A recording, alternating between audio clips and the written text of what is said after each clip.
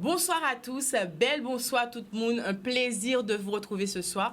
Si télé en nous, Canal 10 pour notre rendez-vous hebdomadaire tous les mardis soirs au Jaconette. Nous qu'a semblé, nous qu'a beau canter pour nous ça porter en gamme.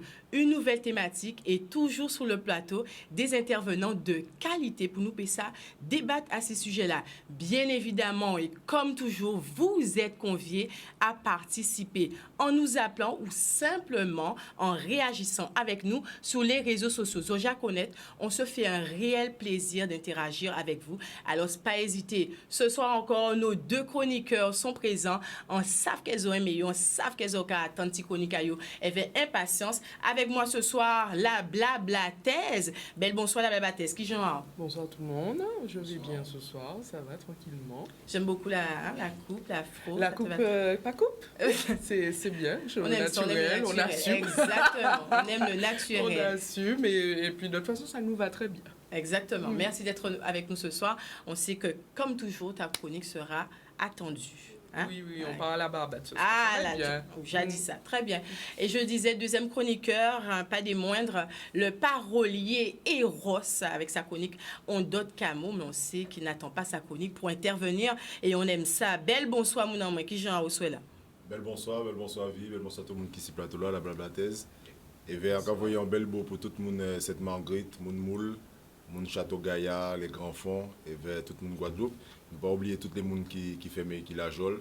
Ne pas oublier O'Neill, Lilo, et vers Didier Laurent aussi. Ne pas oublier non plus les mamans qui ont souffert, les papas, les gens qui sont à l'hôpital, tous les gens qui prennent force, qui ont gardé nous, qui prennent force à l'entourage. Donc, disons, bien bonsoir, en l'amour, et vers mon début de soirée. Il a dit un bon début de soirée qui va commencer avec nous. Merci à toutes les personnes qui restent fidèles au rendez-vous. Bienvenue à toutes les personnes qui se joignent à nous ce soir. Nous parlerons d'environnement et écologie. Quelle perspective pour notre territoire, pour nos territoires d'outre-mer.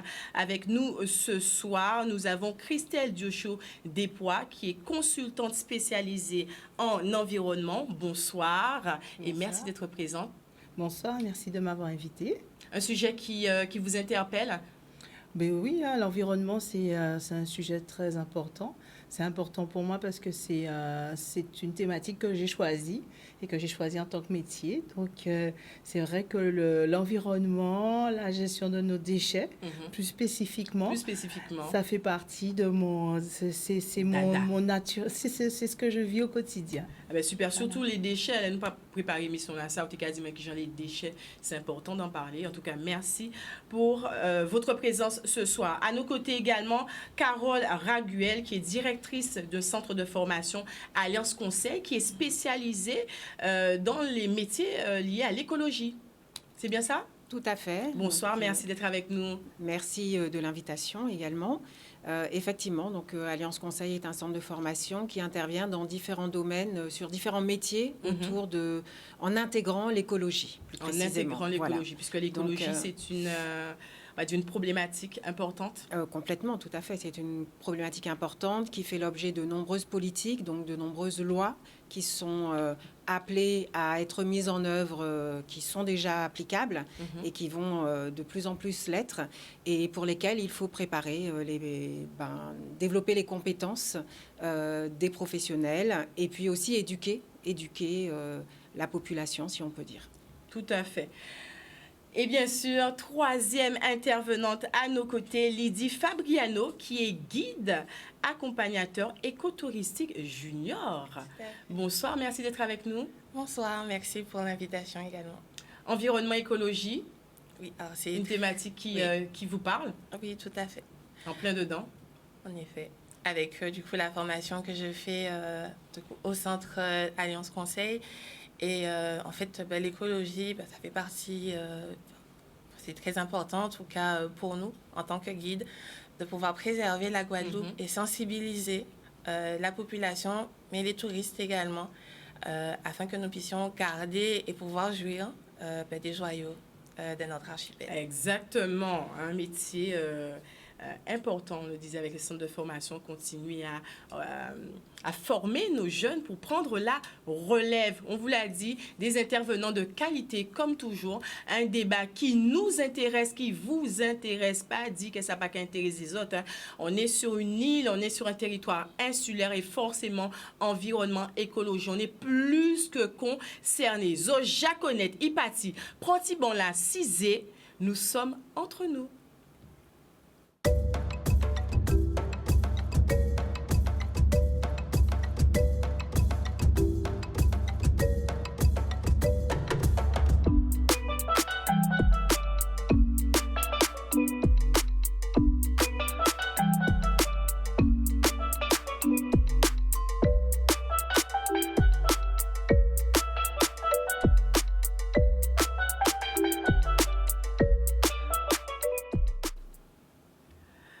On le disait, environnement et écologie, quelle perspective pour notre territoire? Les enjeux et les défis liés à notre environnement est une préoccupation majeure et grandissante dans nos sociétés. Et aujourd'hui, nous nous intéresserons plus particulièrement à nos territoires insulaires, nos territoires d'outre-mer. Quel constat pouvons-nous faire de la situation actuelle? Y a-t-il des spécificités liées à notre environnement insulaire? Y sommes-nous préparés?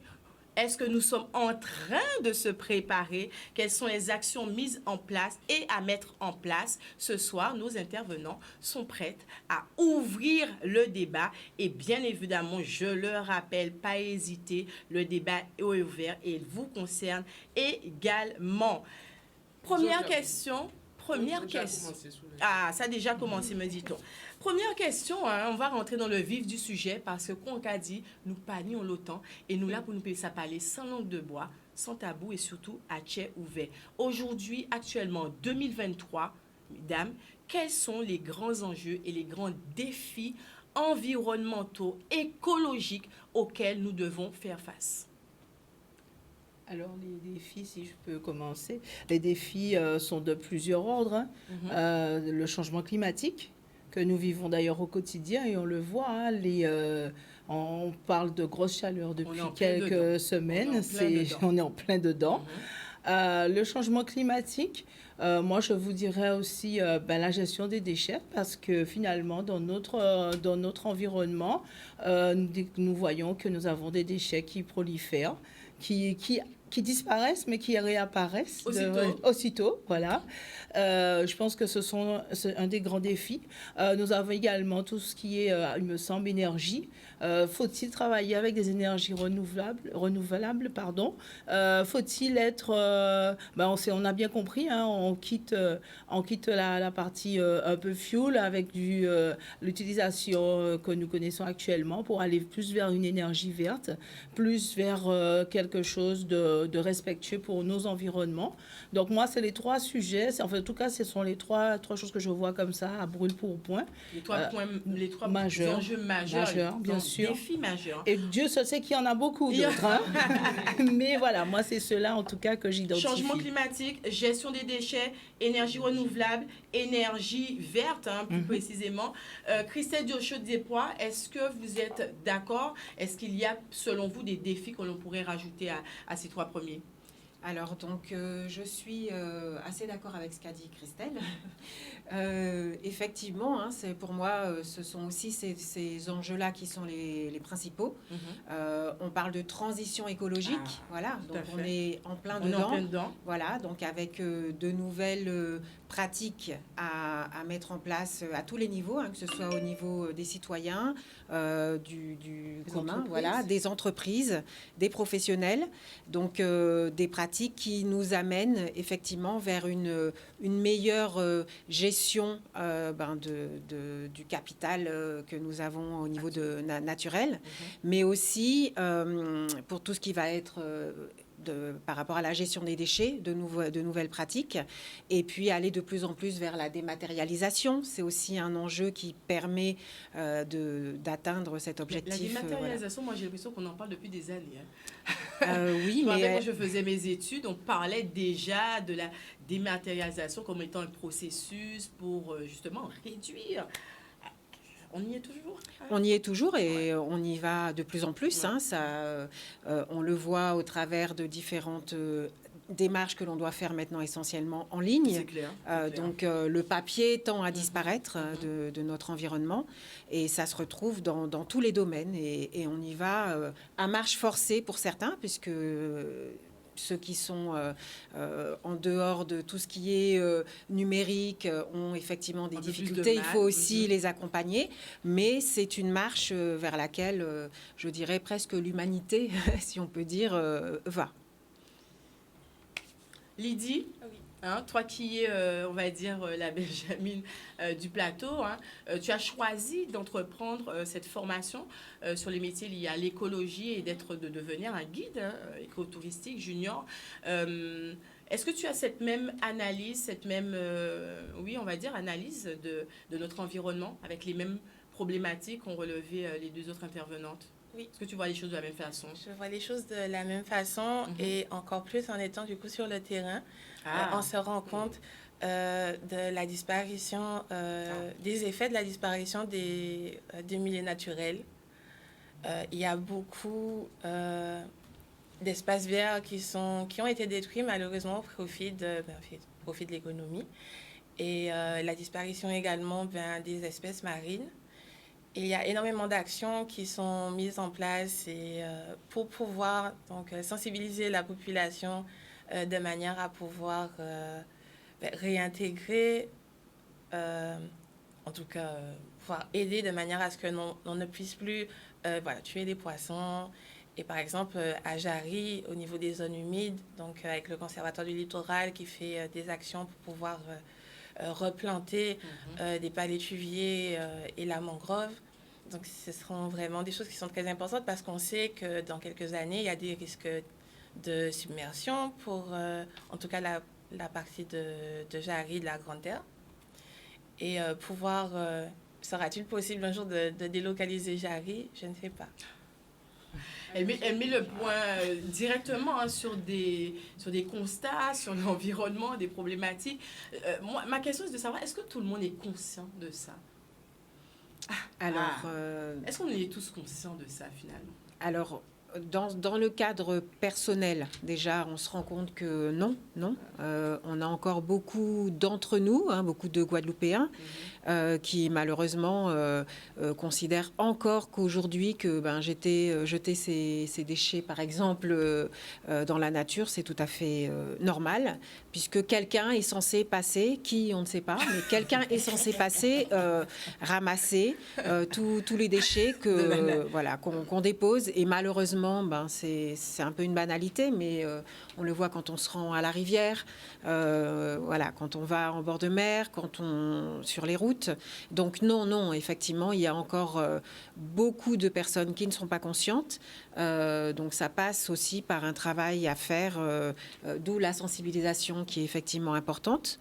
Mais peut-être qu'il faut aller au-delà de la sensibilisation. Il y a parfois dans certaines communes une rétribution qui est accordée aux personnes qui trient bien leurs déchets. Voilà, est-ce qu'on va devoir aller vers ça aussi?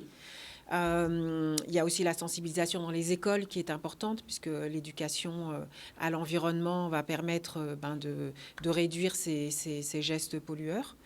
Mais donc, je dirais qu'il y a effectivement encore beaucoup de travail à faire pour que tout le monde se sente concerné, en fait. Mais, ceci dit, on peut quand même constater que de plus en plus de personnes sont sensibilisées et sont sensibles à cette évolution. Beaucoup dans la jeunesse, c'est vrai. Beaucoup dans la jeunesse, mais nous, en tout cas, au sein de notre centre de formation, on accueille des personnes de tout âge et également des personnes d'âge mûr, voire très mûr, qui sont vraiment très impliquées dans cette évolution et cette défense de l'environnement. Qu'est-ce qui amène justement les personnes qui décident de passer par ces métiers, ce centre de formation écologique? On a dit quasiment toutes les formations ont une empreinte écologique. Qu'est-ce qui pousse ces personnes à se former? Alors, on a plusieurs cas de figure. dans un premier temps, on a beaucoup de personnes qui ont cet état d'esprit, en fait, écologique, cette sensibilité. Qui s'est développée, on voilà, le voit, qui s'est de plus en développée. plus, notamment les réseaux. Tout à fait. On en voilà. parle. Et le fait d'avoir des formations qui sont proposées, ils franchissent le pas, voilà, et ils viennent vers nous. Ensuite, on a des personnes qui souhaitent se reconvertir et donner plus de sens voilà, à leur vie et, voilà, et à leur activité professionnelle. Donc, c'est un peu les deux cas que nous rencontrons. Voilà. D'accord, très bien. Oui, Christelle. Oui, je voulais rebondir sur ce que disait Carole. Moi, il me semble que on est fatigué de sensibiliser. Je crois qu'il faut passer à une autre étape. Sensibiliser. Nous là, c'est comme on dit, nous là, c'est vers ça. Je crois que là maintenant, il faut vraiment passer à la partie sanction. Pourquoi? Parce que carrément. Ah oui, il faut sanctionner. Il faut sanctionner et il faut sanctionner fortement et lourdement. Pourquoi? Parce qu'en fait, sans révéler mon âge, mais bon, moi je travaille dans les déchets depuis pratiquement 20 ans.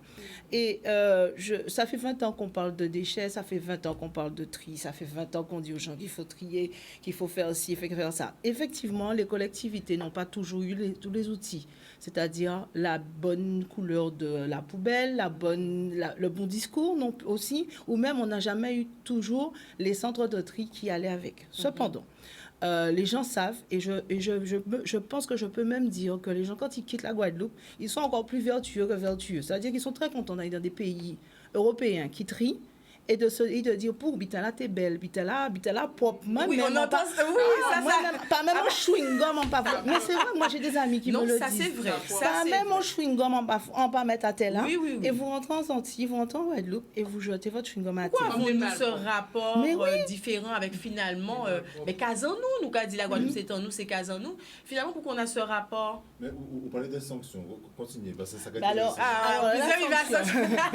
non, mais la sanction. Alors, la sanction, oui, il faut y arriver. Alors, qui va sanctionner? Parce que c'est pas Christelle qui va sanctionner, c'est pas Carole qui pourra sanctionner, et Nico Invi non plus. Alors, comment sanctionner? Effectivement, là, c'est là qu'on arrive au truc qui fait un peu mal, peut-être, c'est que la sanction, elle doit venir des politiques, elle doit venir, en fait, de la fonction. Mais c'est comme ça. Je suis bien désolée. Alors, de plus en plus, on va aller vers de la sanction. D'abord, la sanction vers les entreprises. Et on le voit quelque part, les entreprises sont quelque part un peu sanctionnées. Regardez ce qui se passe sur Pointe-à-Pitre, où on a décidé de ne plus collecter le carton, où on est en train, quelque part, on est en train de les sanctionner, mine de rien. Même si... Ils sont déguisés, voilà, mais ce sont des sanctions. C'est une sanction, c'est une forme de sanction. On ne vous collecte plus tel jour, mais parce que c'est écrit dans la loi. Il y a ça aussi. Ça, c'est une première chose. Donc, la sanction, elle arrive, elle est en train d'arriver. Et si vous me permettez, moi, c'est une des réflexions que j'ai. Souvent, je vois les gens balancer des bouteilles par des canettes. Alors, les canettes, peut-être un peu moins, mais les bouteilles en plastique ou des morceaux de papier qu'on pourrait balancer comme on pourrait balancer une graine de mangue. Alors, ce n'est pas du tout le même produit, mais surtout, ce que je voulais que les gens comprennent, c'est que quand vous balancez comme ça une canette ou une bouteille dans le bas-côté, vous savez où va directement ce produit? Eh bien, il va directement aller dans des exutoires, c'est-à-dire les exutoires, il va aller rejoindre la mer. Parce que finalement, observez les canalisations qui sont autour de chez vous, dans les rues. Qu'est-ce qui se passe? Eh bien, les canalisations, elles vont aller rejoindre des points bas. Les points bas, c'est quoi? C'est des rivières, c'est des ravines. Et les ravines vont aller rejoindre la mer. Cette bouteille, imaginez que cette bouteille que vous avez lâchée, ben, c'est vrai que dans la première année de sa vie, de la bouteille vide, abandonnée, elle ne va pas se dégrader tout de suite. Elle va prendre du temps. Et quand elle va se dégrader, à quoi elle va ressembler? Ben, elle va finir par ressembler à des petits copeaux. Et ça va être mangé par les poissons, ça va être mangé par les tortues, ça va être mangé par tous ces produits qu'on aime bien. Et on va nous dire après, mangeons du poisson local. Mais si vous observez bien, finalement, le poisson local que vous allez manger, ça va être un poisson qui va être en fait déjà pollué quelque part. Et c'est ça qu'il faut qu'on arrive à faire comprendre à mettre aux dans gens. La cabèche, prendre la cabèche. Et c'est valable aussi. C'est valable aussi sur le morceau de papier qu'on va abandonner. Parce que dans le papier que vous allez abandonner, qui est déjà un papier souvent qui est chloré, parce qu'il aura été blanchi, ou qui aura de la couleur, Et ben tout ça, ce sont des pigments qu'on ne voit pas, ce sont des pigments qu'on ne maîtrise pas, nous, avec nos yeux d'humains, mais qui vont passer de toute façon dans la chaîne alimentaire. Et qui c'est qui va les manger? Moi-même, c'est je ne nous mange que du encore. poisson local, je ne mange pas de poisson. C'est nous Poisson, encore. eh ben voilà. Alors, vous voyez, en fait, finalement, on se fait plus de mal que de bien. Moi, c'est ça que je voulais vraiment partager avec vous et que les gens comprennent, en fait, que quand ils polluent, quelque part, c'est avec leur santé qu'ils jouent. Et s'ils ne jouent pas avec leur santé, parce qu'ils imaginent que leur vie, ils sont arrivés presque au bout, c'est avec avec la santé de leurs enfants. Génération future. Complètement. Ouais, ça cause là, ça... Oui, Rose. D'accord, il faut vraiment nous sanctionner le monde. Parce qu'il y a des côtés des tri sélectifs. Pourtant, ça n'a un sens, ça n'a une signification. Tri là. On va prendre si l'école ça. Et pourtant, on va trouver à l'entour tri sélectif là, couche, caca, timoun. On va trouver un paquet de bidons qui ne rien. En fait, c'est-à-dire que si on a sorti avec sac et poubelle, sac zodia, et puis on a lagué ça là. Alors, c'est pour ça, moi, j'ai toujours posé la question, mais qui j'en parle, il y a qu'à faire d'abord. Laissez-moi là voir ça quand même. C'est moi là qui a ramassé ces ordis là, il a signalé ça. Les ont signalé, mais pourquoi pas ni sanction, pourquoi pas ni rien? Mais concrètement, on a parlé de la sanction. Alors, avant de dire, est-ce qu'on est obligé d'arriver à la sanction, mais quel type de sanction? Est-ce qu'on a, là je pose une question, pas connaître, est-ce qu'il y a des pays, est-ce qu'on a des exemples de pays qui ont déjà mis en place des sanctions et ça a fonctionné? Il y en a plein. En cas, quoi, il y a la Chine, premier mais eux, ils sanctionnent. Même tout près de chez nous, même à Sainte-Lucie. Tu as les endroits tout près de chez nous où les gens sont propres. Parce que... Mais est-ce qu'il n'y a pas forcément une sanction, hein? Mais si Il y a une sanctionné, culture, il y a une... tu prends des cette coups. culture. Déjà, tu prends des coups. Si le policier te voit faire un truc et tu vois, tu peux te faire et prendre des coups de matraque, tu peux te faire tu peux aller au poste, tu as une amende. Les gens ne font Après, pas c'est vrai que en termes de sanctions, elles existent hein, au niveau de la loi, des sanctions pécuniaires, des sanctions pénales, mais elles ne sont pas... sur les entreprises. Non, en fait, normalement, même lorsqu'on dépose ces déchets, quand on fait ce qu'on appelle des dépôts sauvages, on est censé être sanctionné. Mais effectivement, ça n'est pas appliqué puisque personne n'est pas ne nous voit. appliqué. Voilà, ça D'accord. n'est pas Donc, appliqué. Mais Donc, c'est pourquoi là le pourquoi souci. ce n'est pas appliqué? Non, parce que personne ne nous voit. Mais c'est ça. Est-ce qu'il ne faudrait pas mettre des caméras? Peut-on, mais parce que c'était la question aussi, est-ce qu'on a les moyens, les ressources? Une caméra derrière. Mais oui, est-ce qu'on a les moyens, les ressources de le faire? Une caméra, par exemple, sur des sites qui ont déjà été souillés, qu'on sait qu'ils sont souillés. Il y a des cas, parce qu'on met les caméras partout pour sauver tout le monde. Alors là, au moins, ce sera un truc utile. Je sais pas. En tout cas, Parce qu'on parle quand même de plus en plus de déchets, de choses sauvages. Hein, ça veut dire qu'on entend bien ces mouns pacaille, même si bon, on le voit. Mais je me rappelle à l'époque où sur les réseaux sociaux, hein, on voyait, c'était des endroits cachés, difficiles d'accès. Mais ça reste toujours ça, parce qu'effectivement, là, les personnes savent que personne ne va les Ah voir oui, et elles ne vont les voir. Excusez-moi, je trouve ça vraiment criminel. Hein. Quand vous voyez que des gens, ils vont aller rentrer dans un champ de canne, ou ils vont aller rentrer dans une mangrove de manière très loin de la route, pour aller déposer un frigidaire, un micro-ondes, ou que sais-je. Mais c'est criminel. C'est criminel ce qu'ils sont en train de faire. Parce que là, pour le coup, autant quand ça devant chez nous, bon, ça sera peut-être éventuellement ramassé un jour. Mais lorsque vous mettez ça comme ça dans des endroits aussi reculés, que vous allez à la rivière ou je ne sais trop où jeter ce genre de produit, mais c'est qui va le ramasser? Le Saint-Esprit alors? Non, mais c'est quand même... Pour en arriver là, est-ce que là c'est une question qu'à poser, est-ce qu'on pourrait trouver des excuses à ces personnes en disant que finalement on a des difficultés dans la gestion des déchets, on n'a pas je vois que tu sais. Est-ce qu'on n'a pas suffisamment d'outils mis en place, suffisamment de poubelles? Ok, c'est comprendre parce que quand on a dit Christelle, il y a quand même fait on parcourt où il y a ça à jeter, c'est caché, c'est l'ennui. Donc il y a un effort qui est fait à côté de ça. Donc derrière, c'est parce qu'il n'y a pas des solutions qui sont proposées?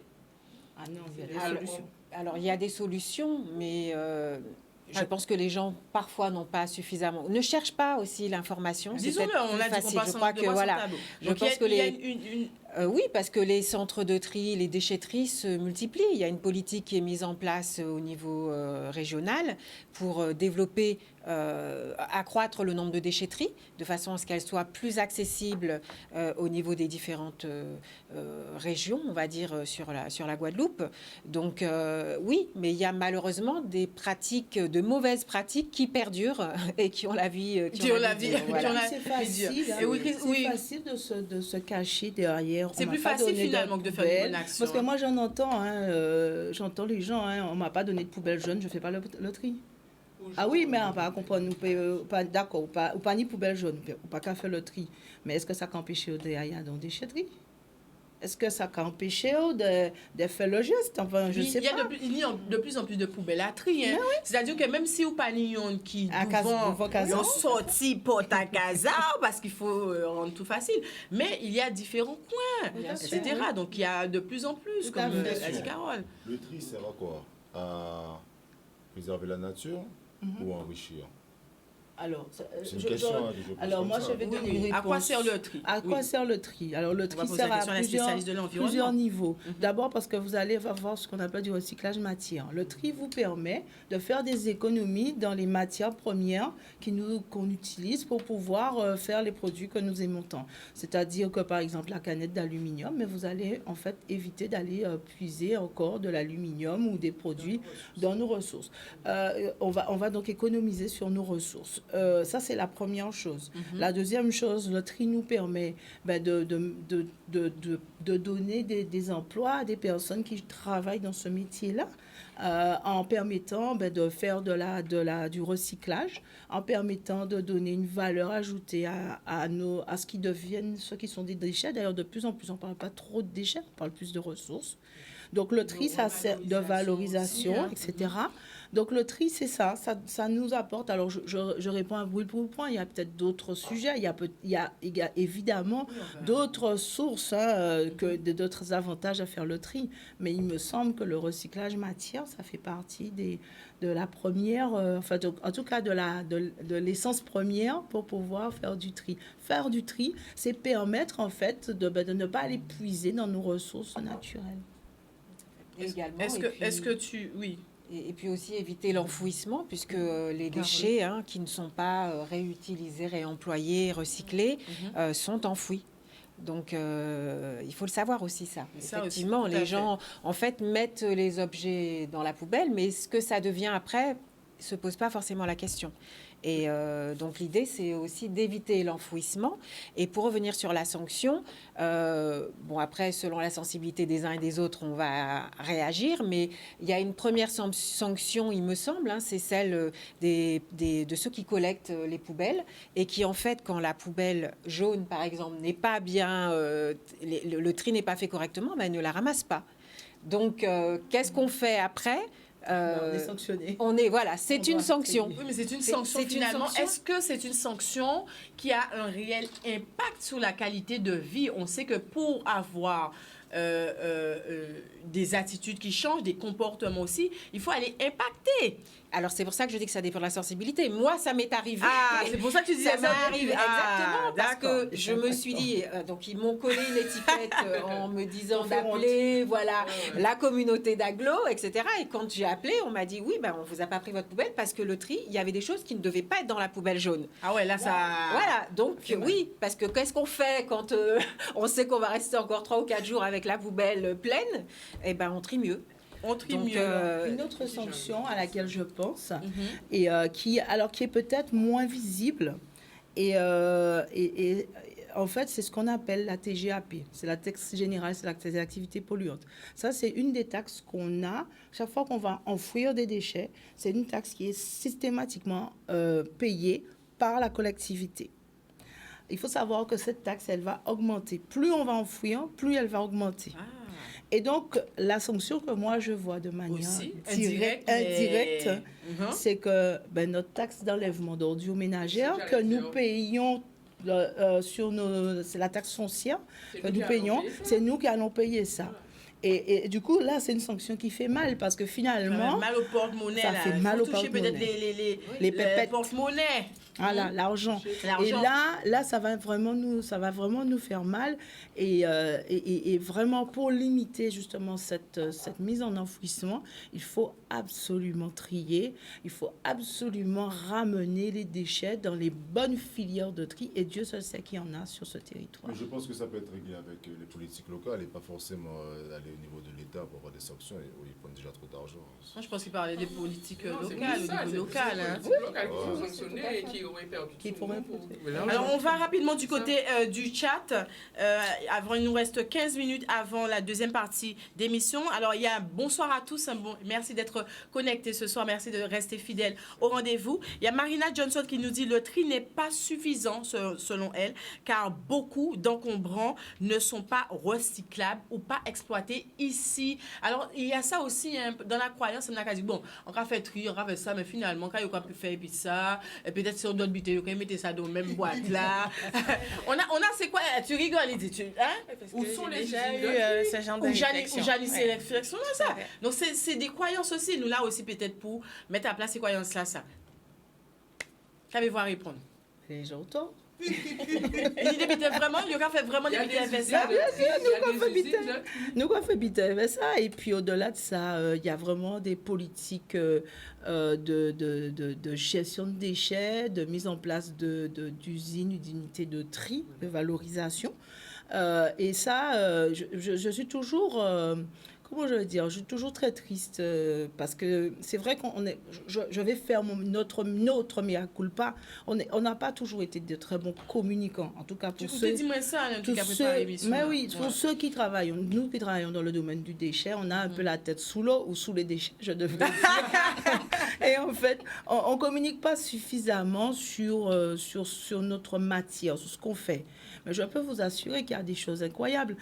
Prenons un exemple, et c'est l'exemple, moi, je trouve que le mieux et qui illustre le mieux mes propos, ça va être, par exemple, l'unité de tri et de valorisation d'AER qui se trouve à Jola, où là, on reçoit près de 3000 tonnes de déchets électroniques qui vont être désossés, dépecés et mis en petite matière.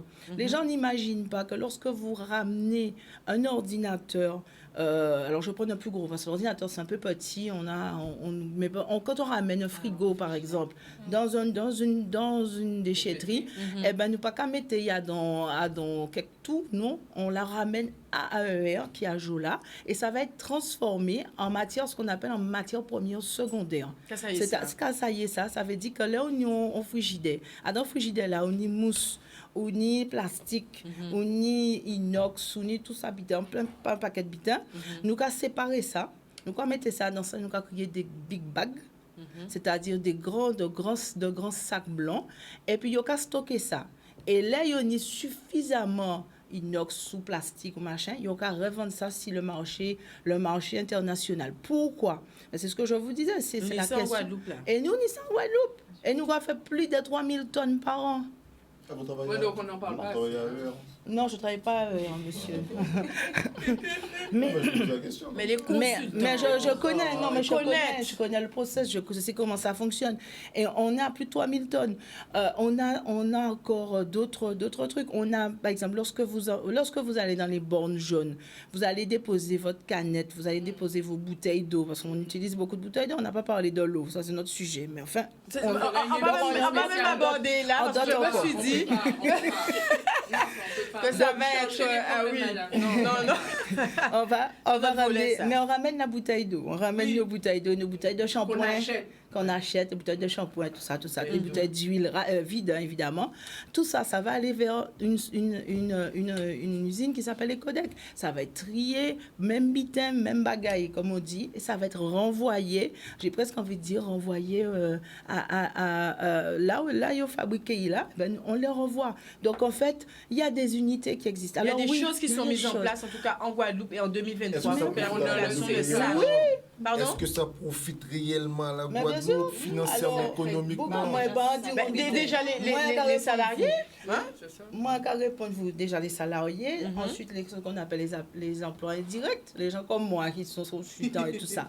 Ben, c'est ça aussi. C'est ça qui a fait aussi, nous tout vivre. à fait. Et puis derrière, moi j'ai envie de vous dire, ça profite à la Guadeloupe parce que là, je vous ai parlé tout à l'heure d'AER.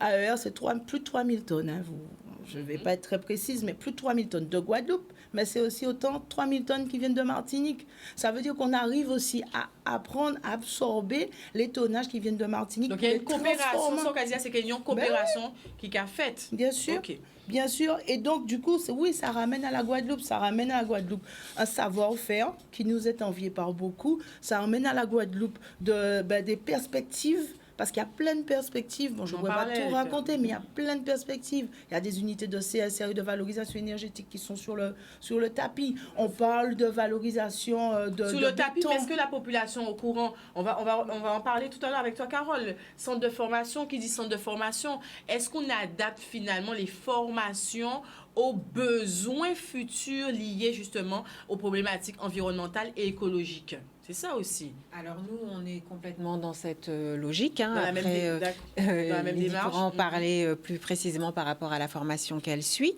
Mais alors déjà, on est bien en réponse à un besoin, puisque nous, au niveau de notre organisme, nous avons répondu à des consultations émanant d'institutions, donc qui ont bien perçu, voilà, par rapport aux besoins en main-d'œuvre des entreprises, par rapport aux politiques, par exemple la politique zéro déchet de la région.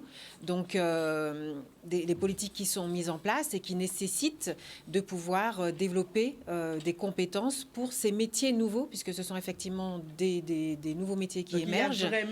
Il y a vraiment clairement des métiers nouveaux, donc des perspectives d'évolution liées à l'environnement et à l'écologie. Donc c'est maintenant finalement que tout se passe. C'est maintenant, on est en fait dans les prémices, je dirais, puisque, comme l'a dit Christelle, il y a de belles perspectives avec des applications concrètes de lois qui vont amener à structurer des filières. Donc si on est toujours dans les déchets, effectivement, pouvoir que ça aille la collecte de certains déchets, mais aussi et surtout la valorisation de ces déchets pour éviter toujours l'enfouissement. Mais tout ça, ce sont des métiers nouveaux par rapport aux différentes matières. Il y a des structures qui se créent sur le territoire, soit dans le domaine de l'économie sociale et l'économie circulaire, voilà, économie sociale et solidaire, donc qui permettent effectivement de créer de l'emploi chez nous. C'est-à-dire qu'on ne peut pas délocaliser pour ces métiers-là. Les déchets sont ici, le tri doit se faire ici, on doit les collecter ici. Même s'il y a une coopération, comme le disait Christelle, avec la Caraïbe ou autre. Tout à fait, mais ce sont donc des emplois locaux, donc effectivement une économie locale qui se met en place. Donc on est dans les prémices et puis des idées, des porteurs de projets, il y en a beaucoup. Voilà, donc après reste à ce qu'ils soient accompagnés, bien accompagnés pour mener à terme leur projet, puisqu'il y a aussi des besoins de financement qui peuvent être assez importants. Et puis de dimensionnement, savoir si on doit être sur des grosses structures ou si on doit rester sur des petites structures par rapport au territoire. Voilà, donc tout ça sont des réflexions à mener. Voilà, les grosses structures, c'est bien. Mais peut-être que pour justement déployer les actions, aller toucher la population, c'est peut-être pas plus adapté. En tout cas, à vous entendre, en tout cas sur cette première partie, on a l'impression quand même qu'on peut être quand même positif, qu'il y a de l'évolution. Certes, on n'est pas encore, on dira, un pays exemplaire en termes d'environnement et d'écologie, de pratique en tout cas, mais d'après 114, quand même, nous avancer, nous pas derrière qu'on... Hein? Non, nous pas derrière. Pas derrière, je n'oserais pas dire ceux qui sont derrière nous. Mais je peux vous dire, juste, je partage ça avec vous, c'est que pendant longtemps, nous, on a d'autres îles qu'on a regardées avec envie. Et je crois que maintenant, ce sont ces îles qui nous regardent avec envie. Donc, ça veut dire que les choses avancent. Que les choses Pas avancent. aussi vite qu'on le voudrait, mais on avance. Mais on avance. Avant de passer à la pub, il nous reste 5 minutes pour la première partie qui va être scindée par la pub. On retourne très rapidement sur le chat. Merci encore une fois à toutes les personnes qui participent. Alors, Marina encore qui nous dit, souvent les bornes débordent ou sont parfois mal placées. Intervenait, qui continue en nous disant, mais pas accessible et voire même dangereux, avec parfois la présence d'éclats de verre. Donc, peut-être un des main-d'œuvre, de la ressource à avoir peut-être autour de cela. Missy Coco qui nous dit, perso, je n'ai qu'une seule poubelle. Et ça, dites-nous de chez vous, les gens qui écoutent nous, est-ce qu'elles ont participé à Trila, combien poubelles zone? Est-ce que vous vous sentez finalement concerné par ces défis écologiques et environnementaux? Qui gens ont traité ça à Casazot? Marina qui nous dit, on parlait de sanctions, Marina qui nous dit ça, c'est peut-être une personne positive. Au lieu de sanctionner, pourquoi pas valoriser ceux qui font déjà l'effort de trier et de taxes, voilà. Comme ça, mais là, tout de suite, les gens sont un peu plus motivés. Pourquoi pas, voilà. C'est vrai que dans les métropoles, ça on parle souvent de les sanctions, poubelles sont pesées. Et mais... quand le poids est non, c'est-à-dire qu'ils ont une réduction sur les taxes. Ah, c'est bien. Dans certains départements, ça c'est mis en place. Déjà Alors, où précisément, je me rappelle plus, mais c'est dans l'Hexagone. Parce que souvent on parle de sanctions, mais peut-être ça fait quand même quelques années. Peut-être le système de carottes serait mieux. Du côté de Metz, mais ils sont revenus. Ils sont revenus à d'autres choses. Ah bon? Oui, parce que c'est très compliqué. Ça n'a pas marché? Ça a marché un temps. Parce que finalement, les gens sont, vous savez, les gens sont malins. Au bout d'un moment, si vous voulez déposer dans Bitamoun, enfin, c'est incroyable. Non, mais incroyable. C'est vraiment. C'est un bel exemple. C'est un bel exemple pour montrer aux Guadeloupéens que vous n'êtes pas si mauvais que ça, qu'il y a d'autres endroits où les gens font des choses. Oui. Non, mais c'est l'être humain qui est mauvais de manière générale. Non, mais non. On entre dans le pessimisme, là. L'être humain qui est mauvais en général. Mais non, nous ne pouvons pas. C'est toujours que Nignon qui essaye Patrick Justine qui nous dit quelque chose qui est pas mal là. Écoutez, et puis Jordan, tu me fais signe. On salue Jordan à la technique ce soir. Patrick Justine qui nous dit il faut arrêter de faire rentrer des produits emballés et retourner dans l'ancien temps qui sera plus adapté pour notre santé. Il y a une époque, il y a pas mal de marques d'entreprises qui justement allaient sous cette politique. Zéro emballage, etc. Alors, moi, j'ai juste une question. Je renvoie la question. Est-ce que vous êtes prêt à acheter une brosse à dents qui ne serait pas emballée? Si vous êtes prêt, moi, je n'ai pas de souci. Mais est-ce que vous êtes prêt à acheter une brosse à dents qui ne serait pas emballée? Est-ce que vous êtes prêt est-ce que, déjà à la base, est-ce que vous, par exemple, est-ce que vous allez acheter votre pain avec votre sac à pain? Allez, non, mais si tout facile. Si on ne donne pas le choix aux gens, ils le feront. C'est parce que le cas pas mon choix. Ah oui, peut-être. Donc, non, mon frère était mais avant la pause, Esther Fabriano qui nous dit, c'est peut-être une famille. Comment? Je pense que c'est ma grande sœur. On salue Esther. Bonsoir Esther. Nombreux sont les Guadeloupéens qui sont insensibles à ce sujet. On l'a dit sans langue de bois, sans tabou. Est-ce que finalement son sujet qui a intéressé la communauté en nous? C'est la question qu'on se pose. Ils ne se sentent pas responsables de maintenir la propreté des lieux où ils se rendent et ne voient parfois même pas l'utilité du tri. C'est pour ça que nous t'avons posé la question finalement. Kakilotri, oui, Jordan, reste là. Il faudrait premièrement éduquer la jeunesse, et ce dès le plus jeune âge, et les parents aussi. Ainsi, nous pourrons tendre vers une Guadeloupe plus propre et écologique dans le futur. Missy Goro qui nous dit zéro déchet alors que nous sommes des as de la consommation. Publicité, parce que sans publicité, pas ni télé. Parce qu'il n'y a pas ni télé. Voilà. Sans emballage. On se retrouve dans un instant. Restez connectés. C'est une thématique qui nous concerne tous. Nous revoici connectés en direct télé, en direct Facebook. Encore une fois, merci à toutes les personnes qui sont fidèles au rendez-vous ce soir. Nous décidons de nous cailler bocanter assis environnement et écologie à territoire en nous. Et bien évidemment, nous sommes toujours très bien accompagnés avec nos intervenants de qualité. Ce soir, on a écouté Christelle Diochaud-Despois qui est consultante spécialisée en environnement. Nous avons également Lydie Fabriano qui est guide accompagnateur écotouristique junior, et Carole Raguel, qui est directrice d'un centre de formation Alliance Conseil qui forme à des métiers écologiques. Et comme tous les mardis soirs, à mes côtés, nos deux chroniqueurs, la blablateuse et Eros, le parolier. Sans transition, nous passons à la chronique du jour. Koudzié. Oui, donc comme je disais du coup en intro, on va en parler à la Barbade. C'est vrai que j'ai fait pas mal de chroniques sur la Barbade durant cette saison, mais il faut dire aussi qu'ils mènent tellement d'actions sur tous les fronts, enfin bon, bref.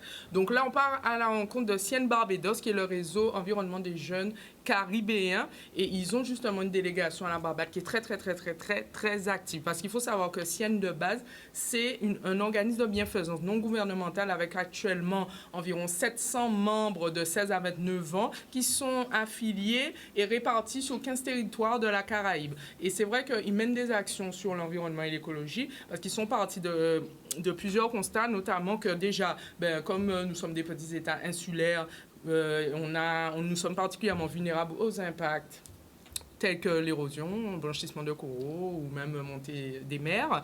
Il y a aussi, du coup, le fait que les communautés caribéennes doivent planifier et développer des systèmes pour pouvoir réagir, rebondir et se rétablir après des conditions météorologiques qui peuvent être très dangereuses. Et même, nous faisons face à une nature qui peut parfois nous surprendre. Et aussi, quand la Caraïbe est tout simplement un point chaud de la diversité, avec des milliers de différentes espèces de flore, de faune, et que l'on doit valoriser tout ça et protéger pour les futures générations notamment. Donc du coup, Sienne a une délégation à la Barbade qui mène des actions directes pour pouvoir essayer de freiner toutes ces problématiques. Donc par exemple, ces jeunes, ils s'impliquent déjà dans le plaidoyer, les programmes d'éducation environnementale et de sensibilisation du public. Ils sont très impliqués. Ils représentent fréquemment, du coup, la jeunesse lors de réunions régionales et même internationales. On invite régulièrement des délégations à pouvoir nous représenter. Ils font aussi des cartographies de dépotoirs sauvages pour que les autorités puissent après les nettoyer. Ils organisent aussi beaucoup d'événements de sensibilisation, donc parfois sportifs ou autres. Enfin, ils trouvent comme ça des événements pour aller sensibiliser la population. Ils font des nettoyages côtiers. Ils font aussi des enseignements auprès des jeunes pour leur montrer les avantages de poursuivre des emplois dans ces métiers de l'environnement, de l'agriculture. Et surtout, ils mènent, pour finir, des projets en collaboration avec d'autres organisations régionales ou même internationales, donc en étant actifs sur des pétitions, des enquêtes et d'autres actions diverses. Donc tout ça pour montrer à quel point eux, ils ont vraiment compris l'importance de l'implication des jeunes et aussi qui peuvent être écoutés sur les questions de politique face à ces enjeux, et aussi quelles conséquences que ça pourra avoir sur les futures décisions.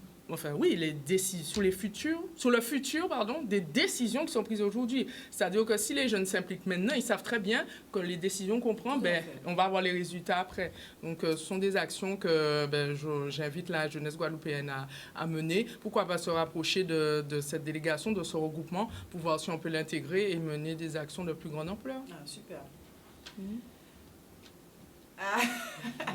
Non, mais ça me plaît parce que je sais que la Barbade est très engagée. Le premier ministre de Barbade, Mia Motri, je crois, elle est très engagée dans le changement climatique, dans la préservation de l'environnement.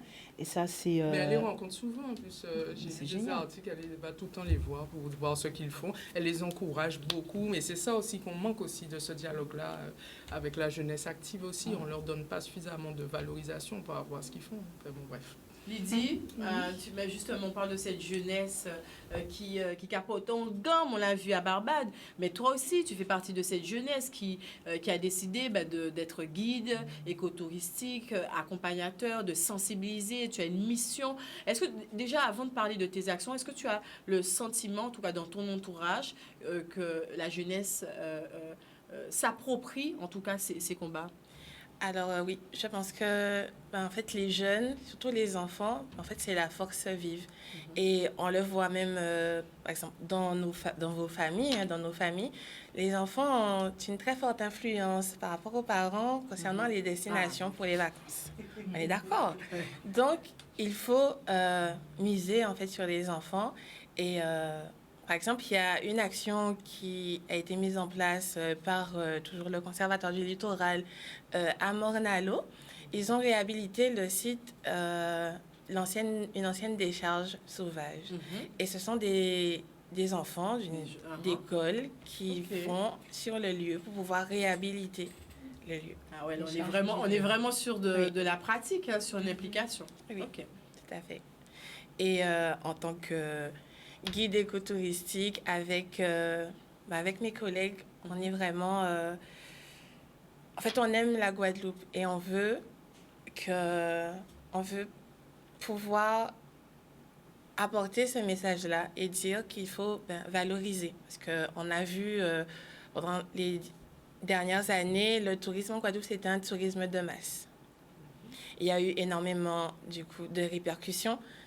Et aujourd'hui, on a encore des espaces naturels qu'il faut valoriser parce que l'on sait que le tourisme fait partie, en tout cas, des premières... ce qui ramène de l'argent chez nous. Il faut le dire aussi. Mais on voudrait qu'il soit possible, en fait, de visiter la Guadeloupe autrement. D'allier, en tout cas, la nature, et la préservation. Et qu'ils soient conscients de ce qu'ils ont tous deux. Oui. Parce qu'ils viennent en vacances. Des fois, ils oublient parfois certaines choses. Ils ne sont pas tellement conscients de certaines choses parce que comme ils ne connaissent pas, donc c'est vous, votre rôle, de justement leur apporter cette connaissance-là. Attends, j'ai pas bien compris. Donc, en fait, elle veut dire que nos politiques puissent arrêter d'idolâtrer les touristes comme étant... Enfin bon, je retourne dans mon truc, excusez-moi. Et je voulais saluer quand même dans tout ce que vous dites là parce que... Et j'ai envie que tu parles, donc je vais te redonner la parole parce qu'il faut que tu parles, tu es tellement belle, tu as un super sourire. Ludovic Tolassi, parce que Ludo a une assoce et ils font beaucoup de nettoyage au bord des plages et tout. Et lui, et puis il n'y a pas que lui, hein, il y a pas mal d'artistes aussi qui font ça. Et je salue aussi Ezike Nenga, qui est un artiste qui est très à ce niveau-là, oui, très actif. Voilà, très actif à ce niveau-là. Donc, et puis tous les autres, je voulais juste faire ce petit point-là et te laisser la parole tout de suite à Lydie Fabiano. Oui, bien sûr, Lydie, vas-y, je t'en prie.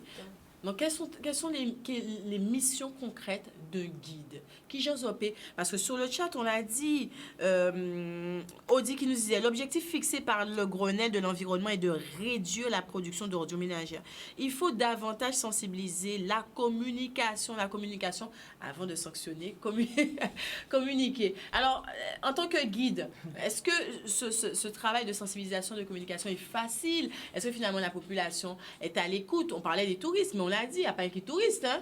Elle nous bien dit un constat en première partie émission là. Hein? Donc, alors, est-ce que tu sens que le travail est à faire? Ou... Alors, comme on l'a dit tout à l'heure, la population commence, ok. En tout cas, à s'intéresser de plus en plus à l'écologie et en tout cas à la préservation de l'environnement. On sait qu'il faut, que ça va prendre du temps. Il faut d'abord déconstruire des choses qu'on avait l'habitude de faire pour pouvoir reconstruire plus sainement. Donc, mon rôle et notre rôle, du coup, en tant que guide accompagnateur en écotourisme, c'est de remettre, en tout cas, la nature au centre des débats et en cohésion, bien entendu, avec la population, avec les locaux.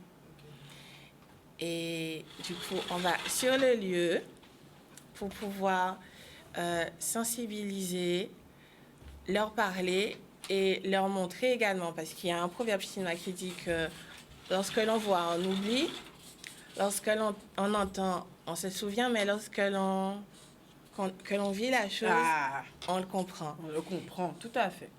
Et nous, notre objectif, c'est ça, d'emmener, que ce soit les locaux, les touristes, auprès de la population locale, dans les milieux naturels, pour qu'ils soient conscients. Prends conscience. pour leur dire ça sert à ça. Ça, on l'avait avant, ça a disparu, mais on essaye de le réhabiliter. Et de manière à ce qu'ils puissent se sentir concernés et pouvoir, en tout cas, parler autour d'eux, hein, parce que ce sont le meilleur public, c'est la meilleure promotion. Parce que s'ils ont apprécié ce qu'ils ont vu, ils vont parler autour d'eux et ils vont faire eux-mêmes la démarche auprès d'autres personnes en leur disant, en fait, il faut faire attention parce que... Conscientisation, conscientisation. Tout à fait. Et conscientisation des locaux. Et des locaux. Alors, Marie-Laure Sylvestre qui nous dit bonsoir à vous, mais je pense que les adultes sont plus irrespectueux que les jeunes parce que ce sont eux qui doivent donner l'exemple. On est d'accord, mais l'éducation, on a dit, Lydie l'a dit, passe par les jeunes. Et on le disait en off, on le constate, nos jeunes quand même, tout n'est pas perdu. J'ai envie d'y croire parce que nos jeunes, même s'ils ont Timoun, on a l'impression qu'il y a un véritable travail qui est fait depuis quelques années auprès de l'éducation nationale et autres pour sensibiliser les jeunes, pour leur apporter aussi des ressources, des outils. Je parle d'ateliers vraiment très concrets. Ils apprennent à faire les déchets, s'intégrer aussi à leur leçon, découverte du monde, etc. Donc, c'est mis en place. Qu'est-ce qui reste concrètement à faire? Il nous reste très peu de temps. Les actions à mettre en place. A-t-on suffisamment de ressources? A-t-on une politique? A-t-on une vision aussi pour la Guadeloupe quand on parle d'environnement et d'écologie sur le long terme? Est-ce que nous avons nos spécificités locales qui doivent être prises en compte? Est-ce qu'elles sont prises en compte, mesdames? Alors, moi, j'inviterais Lydie déjà à présenter effectivement au travers d'actions qu'ils mettent en place, comment ils réalisent, ils vont de l'avant, en fait. Donc, en fait, on est en plein dedans. Vous saviez que lundi dernier, c'était la Journée mondiale de l'environnement. Donc, pendant les 20 jours qui suivent, il y a plusieurs actions qui sont menées, des événements. Et dans le cadre de la formation, avec mes collègues, nous avons organisé, donc à partir de ce jeudi 15 jusqu'au dimanche 18, des visites écotouristiques de manière à valoriser l'environnement et faire découvrir autrement la région Basse-Terre. Donc, ça a commencé jeudi avec une éco-découverte de la zone industrielle de Jarry. Voir Jarry d'un autre œil. Ce sera de 15h à 19h. Ensuite... c'est jeudi? Oui, ce jeudi. Alors, par exemple, quel public est concerné par ce type de visite? Alors, tous les publics. Bon, c'est vrai que ça commence à 15h, donc les personnes qui ne travailleront pas à cette heure-là. Mais des personnes qui sont intéressées par l'écologie, même les personnes qui aiment faire des photos, toutes les personnes qui aiment la randonnée et celles qui veulent redécouvrir la Guadeloupe et en apprendre plus sur l'histoire de leur île. Et comment ça se fait? Comment on voit le programme, ça? Alors, le programme, il est du coup sur les plateformes. On a fait la promotion, oui, tout ça. Et n'hésitez pas à rappeler les plateformes pour toutes les gens qui écoutent nous, s'ils ont envie justement, si c'est un sujet qui intéresse, s'il y a un déclic, qui a une envie de participer, n'hésite pas à donner les plateformes, mais pourquoi pas nos téléphones ou autres si nécessaire. C'est sur la page Facebook de l'association Chatenka, qui est une association de l'une de nos formatrices référentes et d'Alliance Conseil également. Et vous pouvez retrouver toutes les informations concernant le programme de toute la semaine avec les numéros à contacter pour pouvoir vous inscrire. Très bien. Merci beaucoup. Christelle, en tant que consultante spécialisée en environnement, actuellement, on a fait un constat. Maintenant, quelles sont les actions à mettre en place concrètement? Voilà. Nous qu'avancer. Oui, nous qu'avancer. Il faut nous avancer. Moi, une des maximes qui actuellement, en tout cas qui me tracte, j'ai envie de dire, et qui tracte un peu le territoire, c'est la politique régionale. qui dit 2035, objectif zéro déchet. Alors évidemment, les mauvaises langues diraient, mais non, mais qui ça fait zéro déchet? Non, l'objectif, en fait, c'est quoi? C'est 2035, aller vers plus de ressources et moins de déchets. C'est comme ça qu'on doit en tout cas, moi, en tout cas, c'est comme ça que je le comprends. Maintenant, qu'est-ce qu'il nous reste à faire? Encore plus sensibiliser les gens sur la question du déchet. Mais comment sensibiliser? Alors, il y a voilà, c'est ça. Il y a plein de choses. Alors, c'est vrai qu'on réfléchit à beaucoup de choses. Il y a les télés. Beaucoup de publicité faudrait faire plus de publicité. Il faut qu'on vienne plus autour de débats comme ça, peut-être, pour expliquer aux gens ce qui se passe, pour leur montrer le back-office. Qui t'a dit aussi des émissions qui carrément montré des situations, des déchetteries, qui gens pour machin, etc. Ah oui, mais ça, des c'est vrai. visites Chez de mon lieux. nez, que moun aussi marché avec votre bite à yo, tête à yo, avec les voyons vont moun cacher des déchets, filmer yo, montrer yo. Non mais moi. Mais en jachon, pourquoi si ça mange à songer ça? Non, mais moi, ça me révulse. J'ai tombé Parce que- devant, moi, regarder ça. On Bon, t'a filmé ça. profitez position, Et puis, numéro de téléphone. à cette on va Marguerite. fouiller ça. Au très sélectif là, cette Une Marguerite, application, une après l'école là, l'encarité là, il y a tellement de monde qui mal propre, yo ka fouté zodi à yo à notre sélectif là. Quand même, un peu de tenue. Respectez-vous pour respecter le pays. Respectez cette Marguerite de son côté qui est propre parce que le moule belle qu'on la Guadeloupe belle, mais son cas détruit et en plus ça a sorti tellement ça crève juste à casa. Mais c'est. Ou pas ni petit bébé encore. Mais on va trouver couche à caca à casa parce que ces chiens là qui prennent toute une Ah, mais famille. oui. Quand nous Oh. respectez, nous. Mais oui. Donc, Voilà, beaucoup c'était le plus- coup de gueule. Oui. beaucoup plus, Non, mais les coups de gueule, c'est ça aussi. C'est des, Oui. coups de gueule, Ça c'est sort des du coups de cœur. cœur. Mais oui. Mais voilà, c'est des Mais coups oui. de cœur. Donc, il faut les comprendre aussi. Et moi, je pense que oui, plus sensibiliser.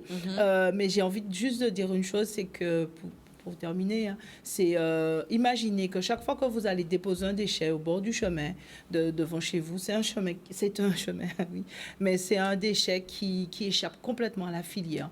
C'est-à-dire qu'une fois qu'il va être collecté, des fois, effectivement, il est collecté par la collectivité, mais il ne rentre pas dans les schémas de filière et finalement le déchet, le produit, il est perdu pour perdu. Il est perdu même. Donc en fait, je crois que c'est chacun d'entre nous qui devons faire ce petit geste. On dit qu'on aime la Guadeloupe, on trouve que les autres pays sont magnifiquement propres, certains, pas tous. Et ben faisons aussi de ce pays-là quelque chose. La Guadeloupe est trop belle pour être une poubelle. La Guadeloupe est trop belle pour être abandonnée et pour être comme ça vilipendée et comme ça traînée avec autant de déchets. Je crois que c'est nous sommes responsables, nous devons être responsables. Donc surtout fréquenter les déchetteries. Ce sont vraiment des endroits qui sont faits pour vous et pour nous. Pour le bien de notre Guadeloupe. Voilà. Carole, les prochaines années, quels sont les métiers, quelles sont les perspectives de notre territoire? Il faut nous être en alerte, je le dis souvent. Il faut ces jeunes-là, ont grand d'avance, il faut nous visionnaires. Ça se prépare maintenant, hein, c'est bien ça? Tout à fait. Alors déjà, c'est vrai que ce qui pourrait permettre aussi aux gens de prendre conscience de l'importance de préserver la nature ou d'éviter en fait de polluer, c'est de savoir ce qui se fait. Donc déjà, avant même que nous ne nous lancions dans le champ de la formation autour de ces thématiques-là, et aussi dans le cadre de nos formations, on a rencontré beaucoup de personnes qui, par leur activité, œuvrent déjà. On voit des choses sur les réseaux sociaux. Ça fait quelques années, par exemple, qu'on parle de valorisation de palettes. Oui, donc il y a des structures qui existent et des personnes qui le font à titre personnel aussi. Et on a découvert aussi d'autres métiers. On a eu l'occasion de former, par exemple, en Martinique, une entreprise qui travaille autour de la bouteille plastique, c'est-à-dire qu'ils récupèrent les bouteilles qui sont mises aux déchets, en fait, ou qui ne sont pas vendables, exploitables, et ils en font des objets d'art de la table, des objets de décoration, des fauteuils, des décors pour les événements. Donc ça, c'est en Martinique. Mais au niveau local, il y a aussi beaucoup de choses qui se font autour de la valorisation des déchets.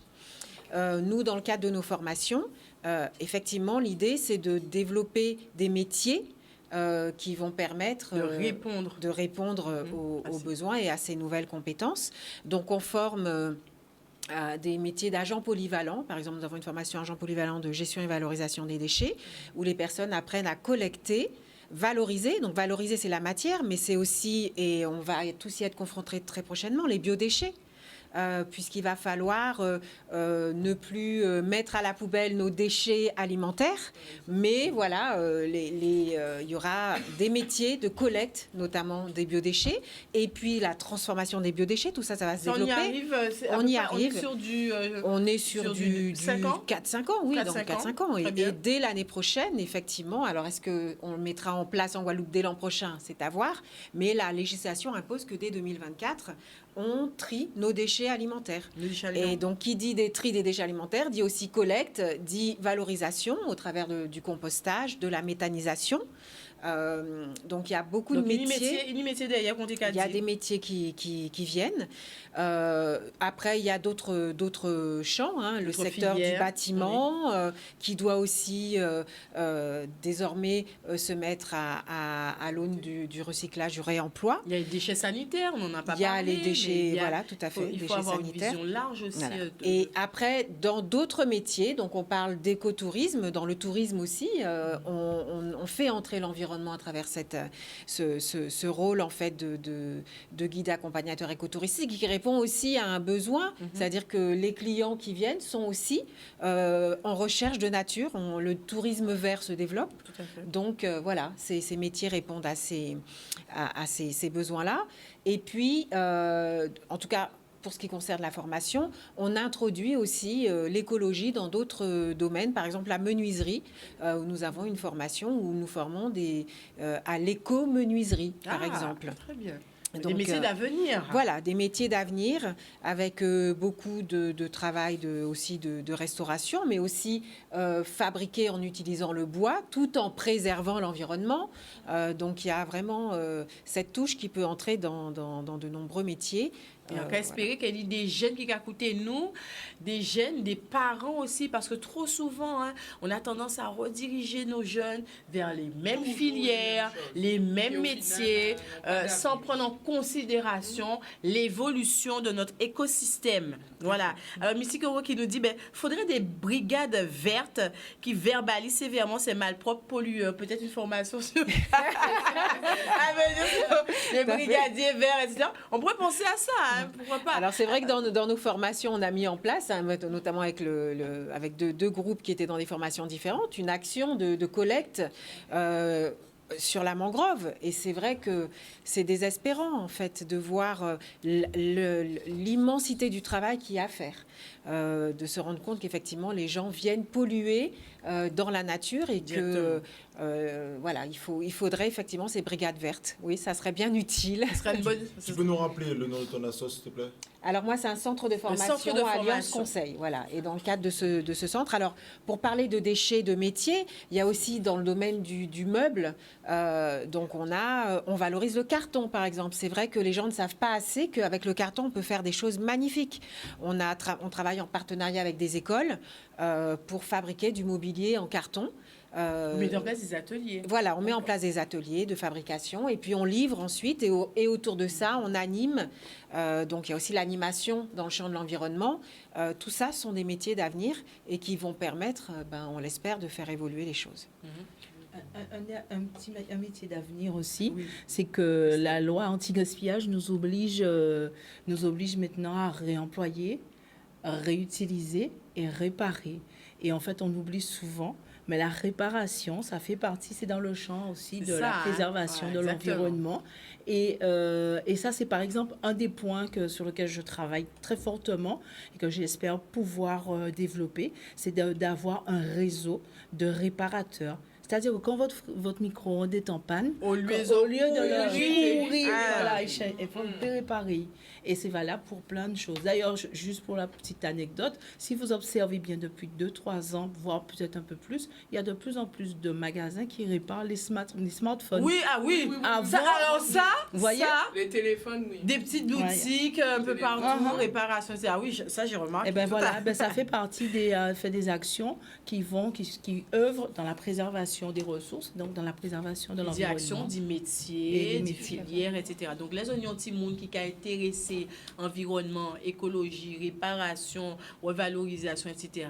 Pas penser à la légère, pas dire pas ni filière, pas ni avenir, etc. Justement, inviter, accompagner aussi vers la découverte de ces métiers, vers la découverte de ces valorisations de notre environnement de déchets. Alors, c'est bientôt. Eros, est-ce que vous parlez? Vous parlez, Eros? Alors, ce soir, ça va être d'un genre. Hein. Pas Bon, dis-nous ça, pas dis-nous ça. On va voir. C'est parti pour On Dot Camo avec le parolier Eros. Écoutez pourtant.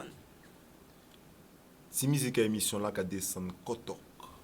Des bala ouvert, Queen jamais de sa master. Ou là nous caillé pays en nous. Qui gens nous peut qu'à mélanger ça qui bon et ça qui pas bon. Qui gens peut qu'à sali kaza ou qui tao. Les Christelles prend la parole, nous comprennent en seul coup qu'il a nati qu'à si bien avarice en nous-mêmes. Détruit gade manger en nous.